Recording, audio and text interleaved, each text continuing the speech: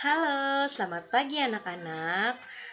Selamat bertemu lagi dengan Ibu Inggit Fatona dalam mata pelajaran IPS. Kali ini kita masih membahas di bab 3 ya, yaitu bagian B tentang perdagangan antar pulau dan perdagangan antar negara. Yuk kita simak ya.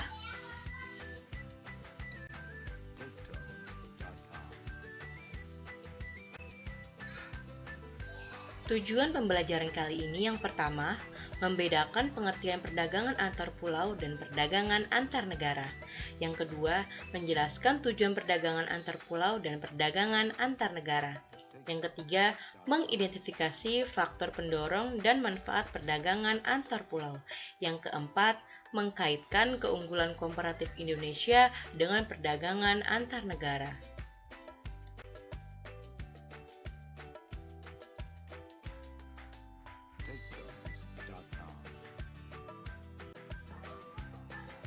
Dalam pembelajaran kali ini, kita akan mempelajari tentang perdagangan antar daerah, perdagangan antar pulau, dan perdagangan internasional.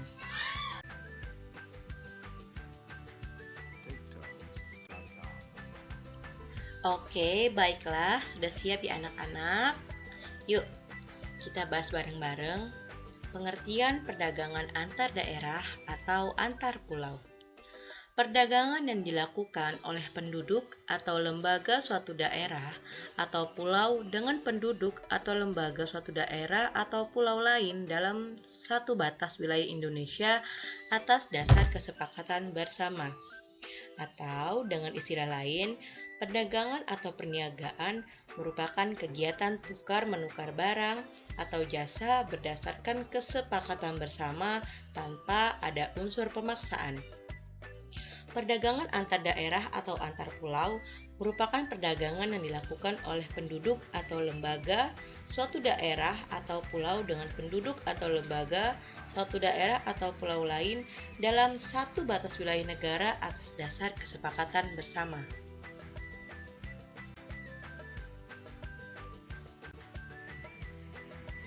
Tentunya, kita sudah mengetahui ya bahwa Indonesia merupakan negara kepulauan terbesar di dunia yang memiliki puluhan ribu pulau di dalamnya.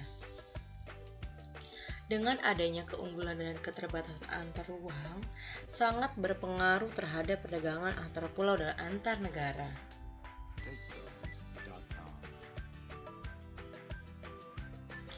Perbedaan potensi ini juga menyebabkan perbedaan keunggulan masing-masing daerah. Perbedaan potensi daerah bisa terjadi karena perbedaan teknologi.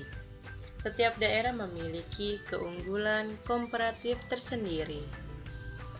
Pada saat sekarang ini, perdagangan antar pulau dan perdagangan antar daerah tidak lagi dengan cara tradisional. Walaupun masih ada beberapa wilayah yang masih mempertahankan cara tradisional ini.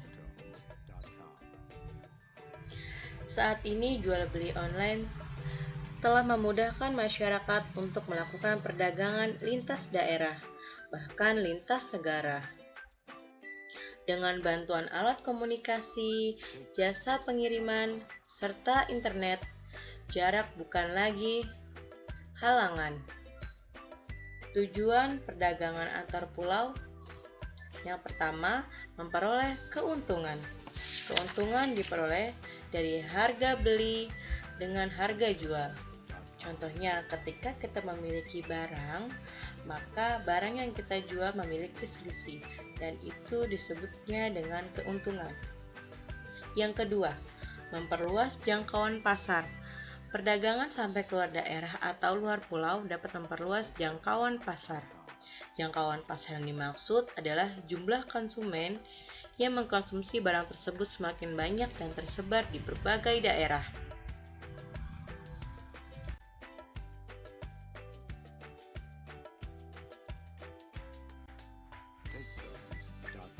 Faktor pendorong perdagangan antar pulau atau antar daerah.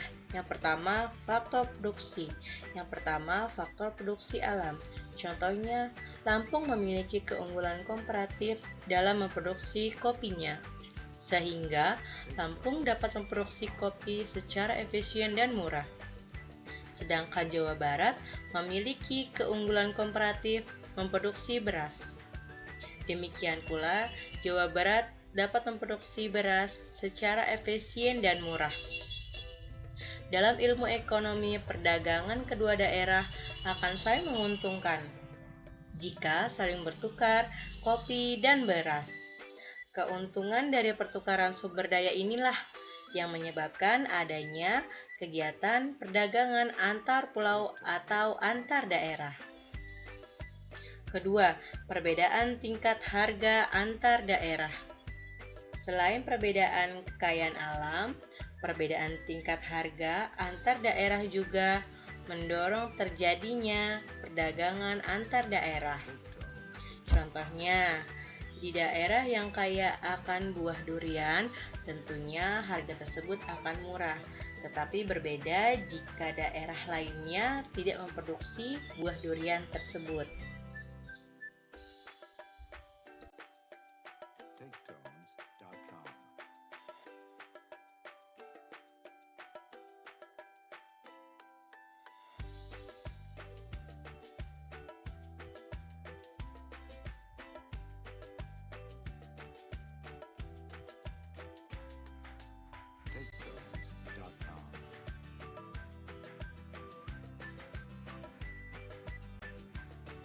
Manfaat perdagangan antar pulau atau antar daerah.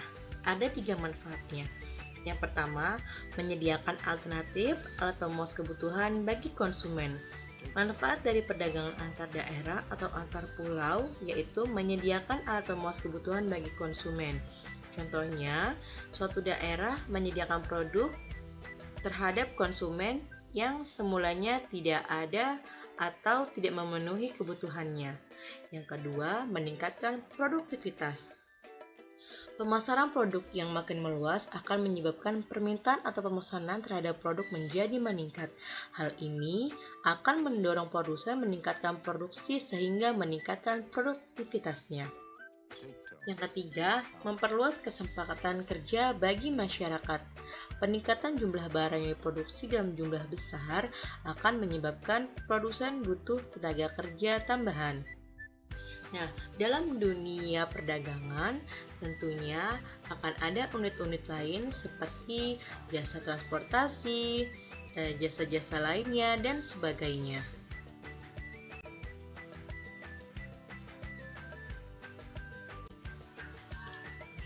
Pembahasan selanjutnya yaitu perdagangan antar negara yang biasa disebut perdagangan internasional. Perdagangan internasional dilakukan oleh masyarakat suatu negara dengan masyarakat negara lainnya atas dasar kesepakatan bersama. Masyarakat yang dimaksud dapat berupa individu, kelompok, lembaga, pemerintah, suatu negara dengan negara lain. Ruang lingkup perdagangan antar negara yang pertama, perpindahan barang dan jasa dari suatu negara ke negara lainnya. Yang kedua, perpindahan modal melalui investasi asing dari luar negeri ke dalam negeri. Yang ketiga, perpindahan tenaga kerja dari suatu negara ke negara lainnya. Yang keempat, perpindahan teknologi dengan mendirikan pabrik-pabrik di negara lain. Yang kelima, penyampaian informasi tentang kepastian adanya bahan baku dan pangsa pasar.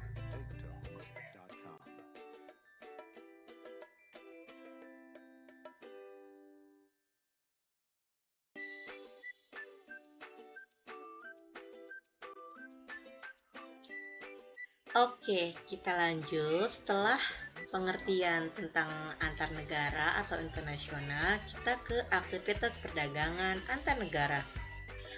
Wah, ada berapa ya aktivitasnya? Ternyata ada 2 loh anak-anak. Apa sih? Yang pertama, yaitu ekspor. Apa sih ekspor? Oke deh, Ibu bahas ya. Ekspor merupakan kegiatan menjual barang atau produk ke luar negeri. Nah, ekspor ini dilakukan oleh seseorang atau badan atau lembaga. Pelaku ekspor ini disebut juga eksportir. Tujuan utama kegiatan ekspor adalah untuk memperoleh keuntungan.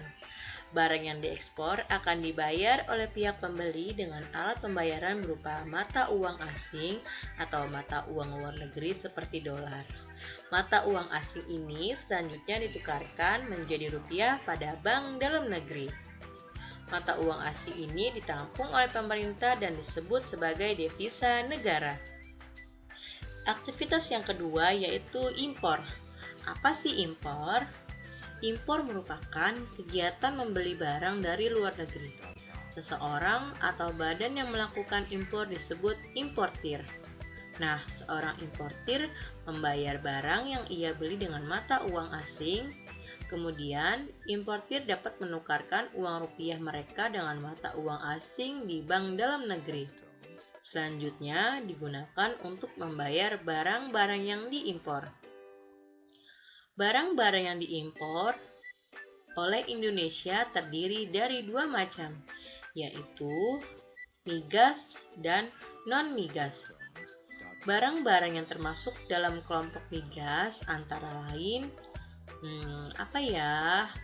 ini sering banget nih, dahulu kita gunakan, tapi sekarang udah enggak. Oke, Ibu lanjut ya. Nah, kelompok migas ini antara lain minyak tanah, bensin, solar, dan LPG. Adapun barang-barang yang termasuk dalam kelompok non-migas antara lain yaitu karet, kopi, ikan, kayu lapis, kelapa sawit, serta barang tambang non-migas seperti nikel dan batu bara. Nah, sampai aktivitas ini sudah paham anak-anak?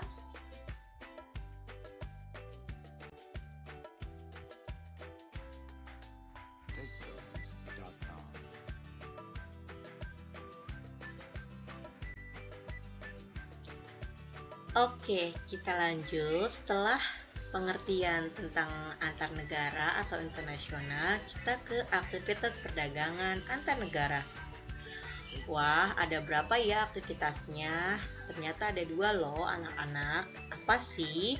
Yang pertama, yaitu ekspor. Apa sih ekspor? Oke deh, Ibu bahas ya.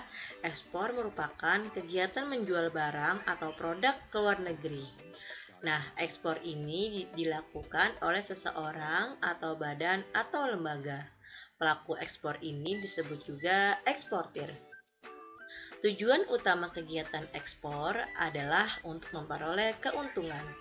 Barang yang diekspor akan dibayar oleh pihak pembeli dengan alat pembayaran berupa mata uang asing atau mata uang luar negeri seperti dolar. Mata uang asing ini selanjutnya ditukarkan menjadi rupiah pada bank dalam negeri. Mata uang asing ini ditampung oleh pemerintah dan disebut sebagai devisa negara. Aktivitas yang kedua yaitu impor. Apa sih impor? Impor merupakan kegiatan membeli barang dari luar negeri. Seseorang atau badan yang melakukan impor disebut importir. Nah, seorang importir membayar barang yang ia beli dengan mata uang asing. Kemudian, importir dapat menukarkan uang rupiah mereka dengan mata uang asing di bank dalam negeri. Selanjutnya, digunakan untuk membayar barang-barang yang diimpor. Barang-barang yang diimpor oleh Indonesia terdiri dari 2 macam, yaitu migas dan non-migas. Barang-barang yang termasuk dalam kelompok migas antara lain, ini sering banget nih, dahulu kita gunakan, tapi sekarang udah enggak. Oke, Ibu lanjut ya.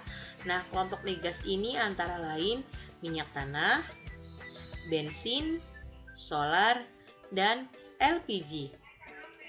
Adapun barang-barang yang termasuk dalam kelompok non-migas antara lain yaitu karet, kopi, ikan, kayu lapis, kelapa sawit, serta barang tambang non-migas seperti nikel dan batu bara. Nah, sampai aktivitas ini sudah paham anak-anak?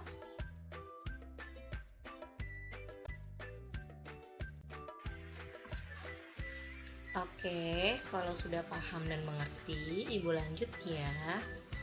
Untuk memudahkan aktivitas ekspor dan impor, pemerintah memiliki kebijakan untuk mendorong ekspor.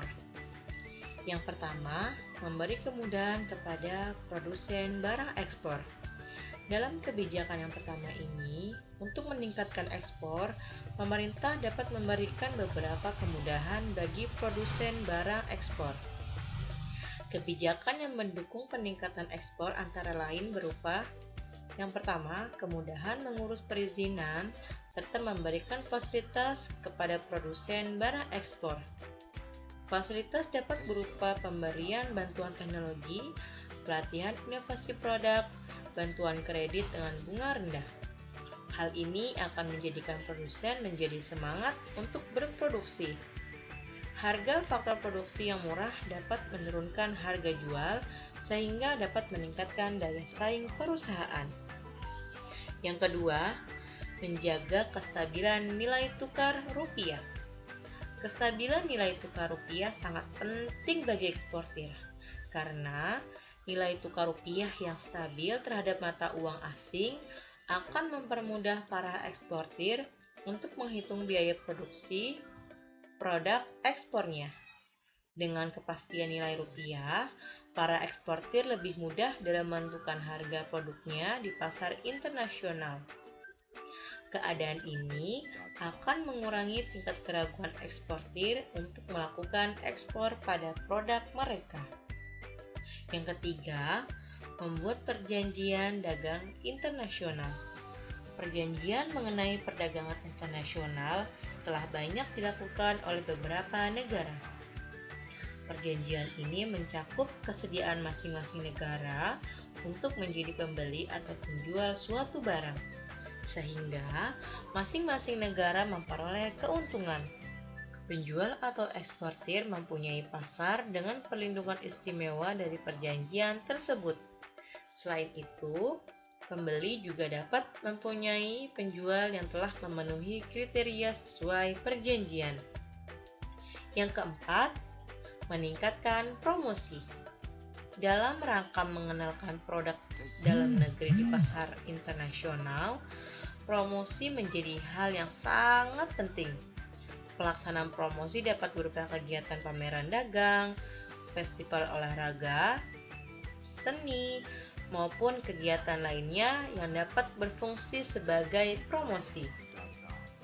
Promosi dagang tersebut dilakukan oleh individu, lembaga, maupun pemerintah. Pemerintah dapat menangani promosi dan informasi dagang dari luar negeri.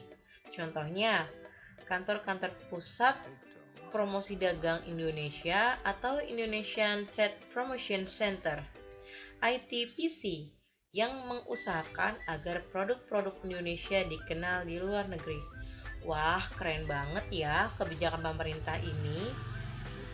Pemerintah telah mengusahakan membuat berbagai kebijakan terkait dengan ekspor untuk mendorong berkembangnya produsen dalam negeri. Akan tetapi, pada pelaksanaannya terdapat pula beberapa hal yang dapat mempengaruhi lancar atau tidaknya perkembangan ekspor suatu negara. Maka itu, kita sebagai warga Indonesia kita harus sangat mendukung adanya kegiatan ekspor dan impor serta meningkatkan atau memberdayakan atau mungkin mempromosikan ya. Jadi untuk mengenal bahwa ini loh produk Indonesia, seperti itu. Oke, kita lanjut ya.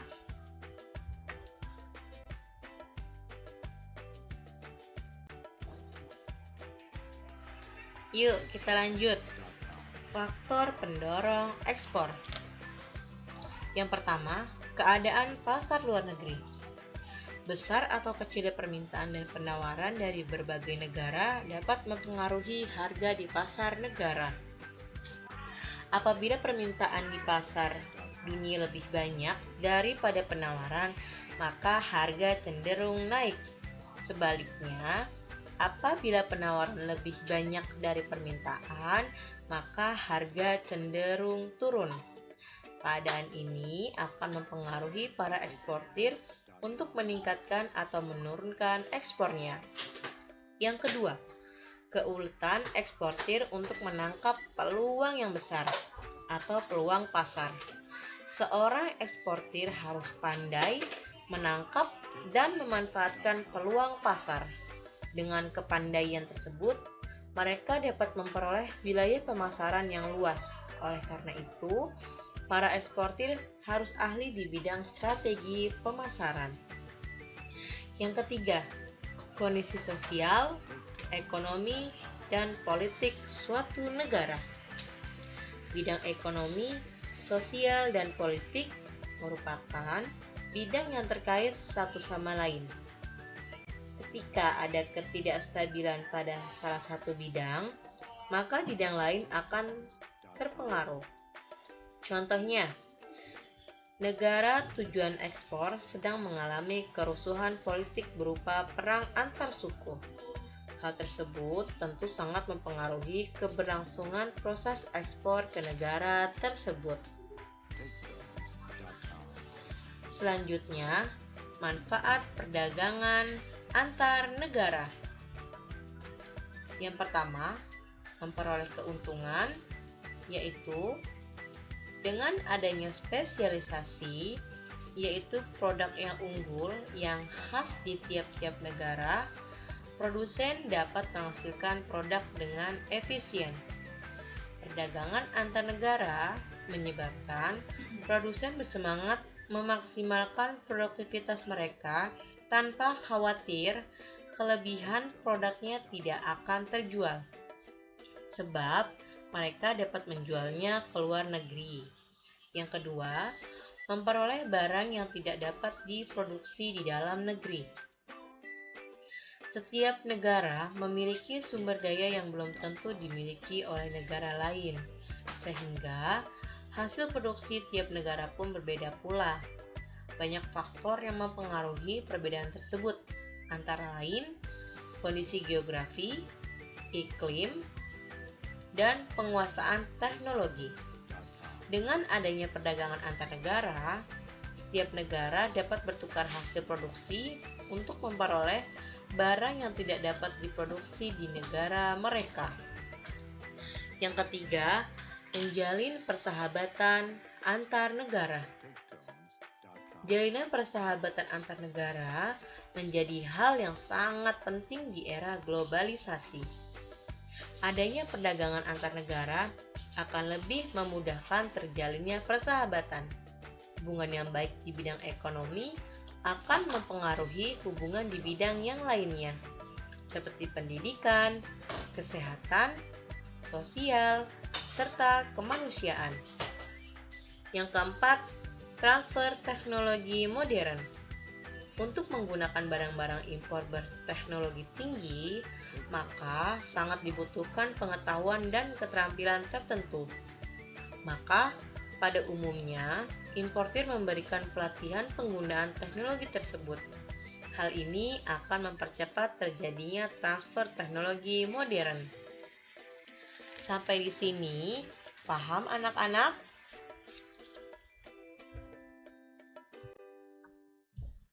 Oke, kalau sudah paham, kita next ke materi selanjutnya ya. Faktor-faktor yang mendorong perdagangan antar negara. Sebetulnya banyak sekali, tapi nggak apa-apa ya Ibu sebutkan supaya kalian paham. Yang pertama, untuk memenuhi kebutuhan barang dan jasa dalam negeri. Yang kedua, keinginan memperoleh keuntungan dan meningkatkan pendapatan negeri. Yang ketiga, adanya perbedaan kemampuan penguasaan ilmu pengetahuan dan teknologi dalam mengolah sumber daya ekonomi. Yang keempat, adanya kelebihan produk dalam negeri sehingga perlu pasar baru untuk menjual produk tersebut. Yang kelima, adanya perbedaan keadaan seperti sumber daya alam, iklim, tenaga kerja, budaya, dan jumlah penduduk yang menyebabkan adanya perbedaan hasil produksi dan adanya keterbatasan produksi. Yang keenam, keinginan membuka kerjasama, hubungan politik, dan dukungan dari negara lain. Yang ketujuh, terjadinya era globalisasi sehingga tidak satu negara pun di dunia dapat hidup sendiri. Materi selanjutnya yaitu perbedaan perdagangan antar pulau dengan perdagangan antar negara. Ada berapa ya perbedaannya? Coba ada berapa? Oke, Ibu sebutkan dan jelaskan ya. Perbedaan ini ada 3, yaitu peluang perdagangan yang lebih luas, yang artinya suatu negara dapat menjual barang atau jasanya ke negara lain dan bisa membeli barang atau jasa dari negara lain. Dalam perdagangan antar pulau, kita hanya dapat melakukan perdagangan antar daerah atau pulau dalam lingkup satu negara. Nah, contohnya, Indonesia tidak bisa memiliki mobil dan orang Amerika belum dapat makan pisang. Seluruh dunia tidak dapat menikmati film Hollywood dan lain sebagainya. Yang kedua, adanya kedaulatan bangsa. Pada perdagangan antar negara, bangsa-bangsa dapat mengatur aliran barang atau jasa, tenaga kerja, dan keuangan. Negara-negara menunjukkan kedaulatannya di sini. Sementara di perdagangan domestik, aliran perdagangan berjalan secara bebas tanpa regulasi atau peraturan atau undang-undang yang berarti dari negara. Yang ketiga, penggunaan kurs tukar. Dalam melakukan perdagangan antar negara, negara-negara menggunakan kurs tukar yang berbeda-beda. Ini berbeda dengan perdagangan domestik yang hanya menggunakan satu kurs tukar. Perdagangan antar negara juga membutuhkan sistem keuangan antar negara yang dapat memastikan kelancaran aliran mata uang ini. Nah, untuk mendukung perkembangan perdagangan di Indonesia, perlu dikembangkannya sektor-sektor yang potensial untuk mendukung perdagangan Indonesia, yaitu ekonomi maritim dan agrikultur untuk memahami bagaimana pengembangan ekonomi maritim dan agrikultur. Nah, untuk materi kali ini sampai di sini dulu ya anak-anak. Jangan lupa dicatat bagian yang terpenting dan pahami ya. Minggu depan kita akan membahas tentang penguatan ekonomi maritim dan agrikultur di Indonesia. Oke, jangan lupa semangat belajarnya, jaga kesehatan, dan selalu membantu orang tua di rumah. Sampai bertemu minggu selanjutnya. Bye-bye, terima kasih, selamat pagi. Wabillahi taufiq wal hidayah. Wassalamualaikum warahmatullahi wabarakatuh.